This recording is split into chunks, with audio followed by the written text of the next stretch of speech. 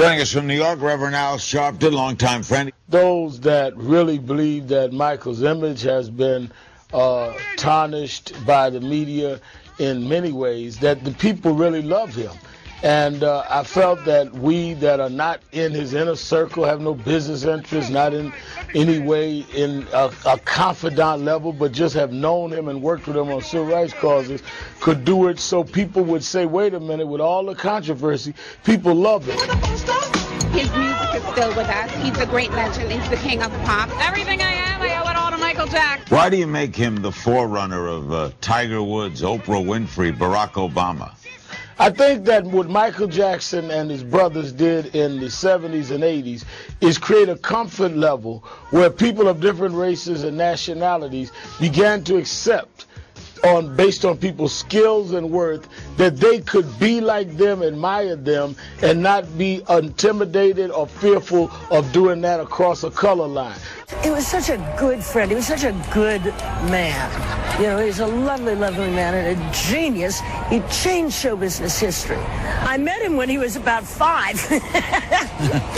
And we met through a friend of his and his family, who was a mutual friend of mine. And I loved him right away. You know, he had no childhood. You know, he was pushed on stage by that father every second. They all were. And he was never allowed to be a kid. Liza, did you draw the similarity between Michael Jackson and your mother? Yeah, except she had more of a personal life. From a show business standpoint, what was his greatness? He changed show business. He changed show business. He hit with a force that was spectacular as he started to grow up. And then he grew and grew and grew all the time. He grew all the time. You know, like I said, he had dinner with all these people all the time, and he learned. You can see from one song where his feet are kind of flat. Then you look at Thriller, and you look at the arch in his dance foot. It was spectacular. He was constantly learning and growing. He just loved it. And he did change history. Nothing was the same after Michael, and I'm afraid nothing's going to be the same. What's your reaction to all of this, Quincy? It's almost surrealistic, Larry. I mean, I almost collapsed, I'm telling you, because I was on the way to London to see him. All my friends, Rod Temperton, all of us were getting together. We're going to be together tomorrow. And I just can't believe it, you know. What was he like to work with? The most professional person I've ever worked with in my life. Was Michael a perfectionist? Absolutely. And so was I. So together we were dangerous, man. Yeah. But Michael was the hardest workers and focused and professional. You know, we were doing the E.T. album the same time we were doing Thriller for Steven Spielberg. And we did all of it real quick, you know, I'm telling you. We had 3 studios going on, Eddie Van Halen in one, Michael in another with long tubes singing. It's just amazing memories, and my mind has just been cascading memories down. I got a call from Michael. He had just seen An American Werewolf in London, and he basically called me and said he wanted to turn into a monster. First of all, something to remember about Thriller that people forget is the album Thriller, Quincy and Michael's album, had already been the most successful selling album of all time. So I said, you know, can we do a theatrical short? And I proposed this thing, and I'll never forget Michael calling Walter Yetnikoff, who basically told us in different language to go away. So Thriller was just what you call a vanity video. We raised the money independently, and we did not expect that.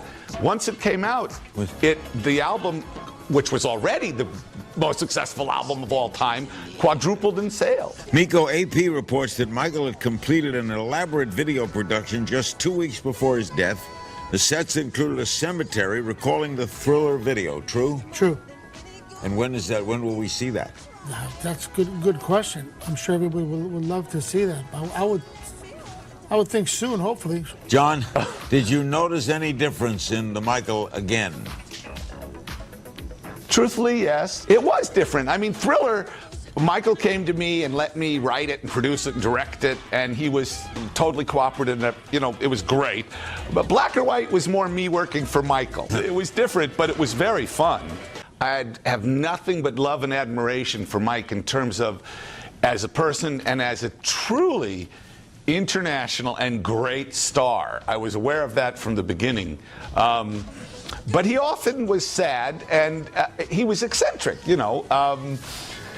Once we were at Universal at my office, and I said, let's go up to the Back to the Future ride. It's very cool. And he said, okay, but I have to put on a disguise. And I said, Mike, no one will bother you. He says, no, I have to put on a disguise.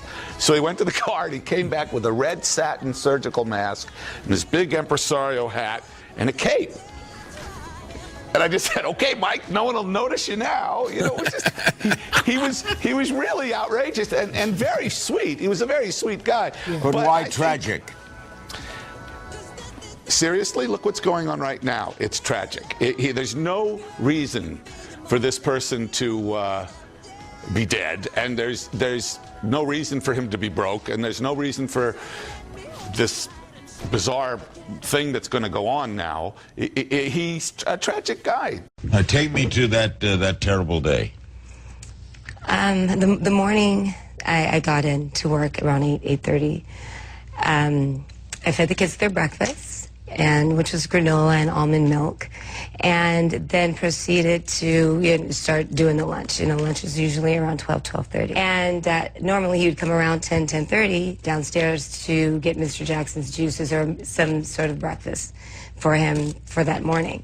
So around that time, I noticed I hadn't seen Dr. Murray.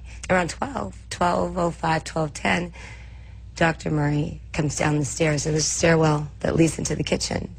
And he's screaming, hurry, go get Prince, call security, get Prince. Dr. Murray goes upstairs, but within minutes, the paramedics are there.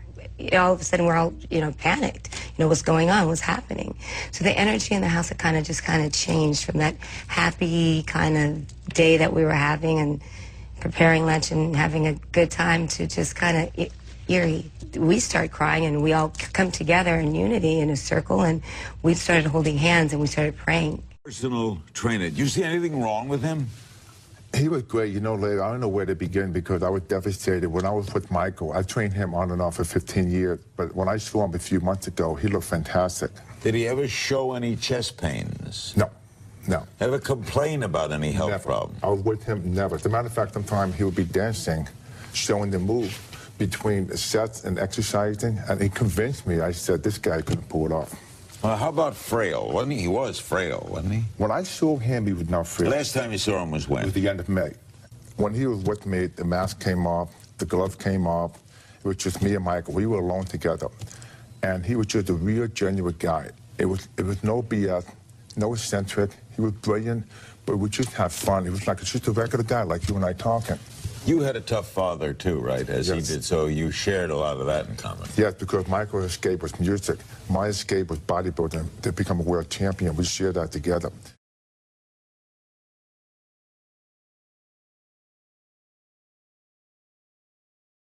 He was really looking forward to sharing this with his fans all over the world. He talked about India with the biggest grin on his face, and it was like a kid in a candy store, getting ready to get out there in the world and be back on that stage, back in the light.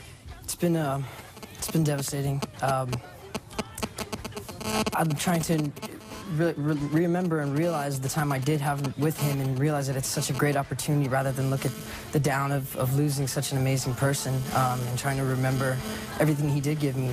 Sharing the stage with him he gave any dancer that got on stage. Travis tried to explain it to us before we met him, and it didn't make sense until we actually met him. When he gets on the stage, he just channels something inside of you and really got the best out. So he brings something out in you? Absolutely. The memorial service on Tuesday, you're now going to be involved in it. What are the details that you can talk about? What are we going to see? I was called and asked if I would like to direct the program, which, of course, I am honored and privileged to be associated with the family and this final. So you're going to meet with them tonight to find out more details? I don't know who I'm going to meet with, but I am going to be with AEG and other folks. But we are going to be guided by the family. This is all about the family and their comfort. Would you all like to perform at the memorial if you could? Absolutely. Yeah. More than anything. The last minutes, what was the last thing you said to Michael Jackson? He asked me if I was happy. This is Wednesday night around, what, 12:30 a.m.? We always got together at the end of rehearsal. I always walked him to his dressing room and helped him put his jacket on and then sort of walked him out. And I said, and he said, "Are you happy?" And I said, "I'm happy and I'm proud. I'm so proud of you." These last couple of nights have just, given everybody such, confidence and courage and strength. And I said, "How about you?" And he said, "I'm happy." I said, "Is there anything that you want to share with anyone? Do you want me to give anyone any notes, any thoughts about the lighting or the staging or the choreography or anything, the band?" And he just looked at me and said, "No, I'll see you tomorrow. Everything was good. It was a good night." Travis, you worked with him probably intimately in a way other people haven't. I mean, as his choreographer, you probably went to his home many times, just worked one-on-one with him. Yes, we started each day together at his house. When you think of Michael Jackson, is there a memory you think of? Oh, so many. But I've learned so much from this gentleman over the years, more than I even thought I knew until he was gone. He had a wonderful, wonderful mission in his art, and it was always about healing the planet. It was always about bringing an awareness to our human condition and what's going on the planet. It's like Michael took us on this journey, some of us for many, many, many, many years, and now for this to mean anything, we have a responsibility to sort of carry the importance of a lot of what Michael stood for and cared about forward.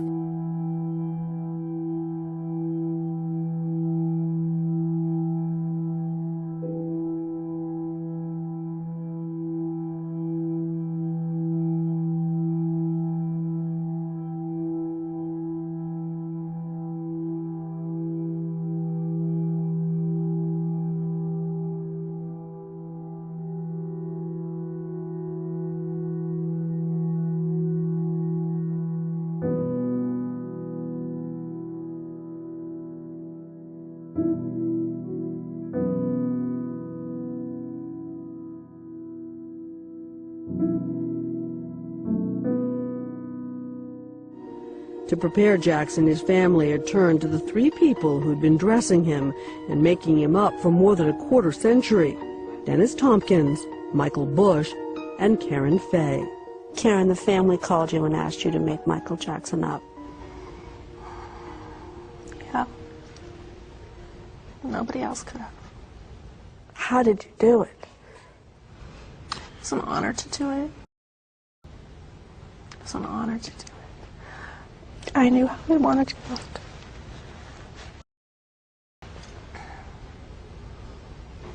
So I did.